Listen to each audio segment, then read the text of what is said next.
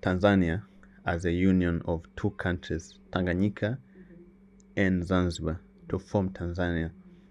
I love Zanzibar. I love going to Zanzibar. But the funny thing is, I was so surprised when I went to Zanzibar. I was driving there and the police stopped me and I showed them my license, my Tanzanian driving license. And they told me that, no, we do not recognize this. You need to have a license from Zanzibar. And I was so shocked. I was like we are one. Zanzibar? Yeah, we are one Tanganyika country. and Zanzibar formed Tanzania. Yeah, we are one country and it says Tanzania and I'm staying Tanzania. So all I can say is good luck with that, because it's gonna be very, very tough. But I believe you're going to make it. I'm sure the Secretariat is working towards that. I'm just here as an advocate to make sure I push the agenda forward. So I'll do my advocacy work and I'll let the rest flow as it flows. Yeah. We talked behind the camera about events and organizing events. Yeah. So how do you approach when you're planning to do a large scale event or a gathering? Yeah. How do you approach that? Firstly, I take months of studying what I want to do. Okay. Months of making sure it's unique. Months of making sure that what I'm doing is solving someone's problem. Yeah. Because the thing we do, what I believe business is, what I believe events is, what I believe marketing is we are solving problems. Okay. So I would want an event that I'm organizing to be a problem solver.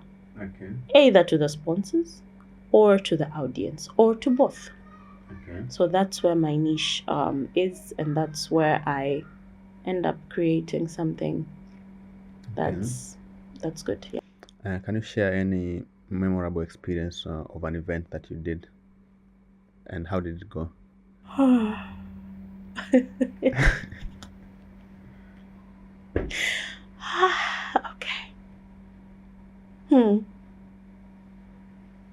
Okay, I've organized a number of events. Okay. A couple of events. That's going back way before I was even the Speaker of the East Africa Youth Parliament. But East Africa Youth Awards happened to be my first mega award. I mean, my first mega event. Why? It's because I was bringing together people from 7 partner states. Okay. You know how bringing together one country is hard. Yeah. And imagine bringing in 7 partner states. And with the Secretariat there, making sure that you're not biased. Okay. So kwamba unapendelea Tanzania kuliko wa Kenya, so kwamba unapendelea wa Kenya kuliko Tanzania, and you have to make the margins align. That was the most toughest, but we got there. Yeah, we got there. I realized you also do marketing. Yeah. How do you market an event like that for people to know about it and to attend as well? Well, the different marketing strategies, of which it all depends to how you want your event to go down. Mm-hmm. But for the East Africa Youth Awards in particular, we had to create ambassadors in every country. Okay. Influential ambassadors in every country. Yeah. And make sure that on a daily basis they talk about East Africa Youth Awards. They let people know that East Africa Youth Awards are coming up. They let people nominate each other. So we created a buzz for two months before. Okay. And how the buzz started, it started with how we did our launching press conference. Okay. For us, we did a launching press conference that was breakfast. You come in, eat and drink as much as you want. Okay. And then we tell you what we have for you. We had ambassadors come in for the launch of our event. Why we had ambassadors? It's because they are ambassadors to Tanzania from their respective countries. Uganda precisely was the guest of honor. Why? Because he is the eldest among the East Africa ambassadors, What do you mean when you say the eldest? age-wise. Okay. So they call him Baba. In terms of independence or in terms of what? No, like the ambassador of Uganda is older than all other ambassadors of East Africa. Oh, okay. Yeah. So what transpired is we had him come in, and because all other ambassadors call him Baba and they listen to him, we had him as our godfather for the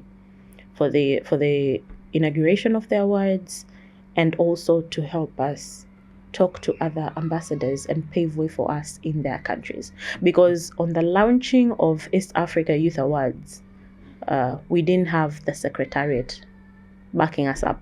The secretariat came 5 months later, like 2 weeks to the awards. That's when the secretariat was like, we're interested in this project, so come on the table, we talk. And when they come in, we had to push the awards to a later month. We were to do it at around March, but when they came in, now that's where the alignment had to come in. How many of your nominees are from Kenya? How many of your nominees are from Tanzania? Do all that so that no country will complain that we were biased. So we did all that groundwork. Now we used also the secretariat to help us market ourselves. So the secretariat has friends of the secretariat. So friends of the secretariat were informed by official letters that we are legit. Our sponsors also then got letters from the secretariat, and that's when we finally got money after 6 months of moving up and down, doing the hassles. We made enough noise now to attract the sponsors. Now the sponsors were like, aha, we're now interested. Yeah. So that's how it went about. Just for the record, how many sponsors did you approach and how many said yes? Musa, I approached over 75. Not 75 as a number, I just thought off my head. 75 written down, listed, approached, dropped letters. And some of them were like, this is a very big thing. Do you think you can do it? Okay, we'll see. And some of them, they'll call you that, is your initiative still on? Because I can't see the bars. Like, we can't, it's not spoken of. Are you sure you're still there? And then out of the 75, we had 0 replies until when a post went viral through Millard Ayo's account. One post got us 5 confirmations. And it wasn't just confirmations, it was, what is your bank account so that we can put in money? But that was months later when we now had to just post East Africa Youth Awards are coming up. I'm telling you, this is just an Instagram post. And hours later, that's when the phones are ringing.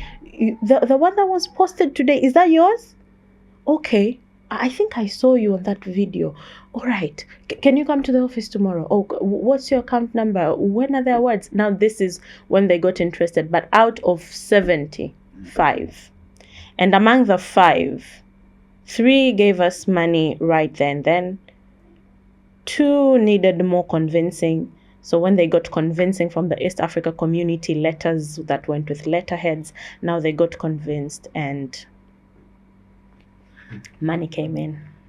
For someone to give you money, especially a sponsor, there's a lot of work that needs to be done, a lot of convincing. As you said, you wrote more than 75 letters to these sponsors. So what I'm interested in is, what did you write in those letters for the sponsors to trust you and give you their money?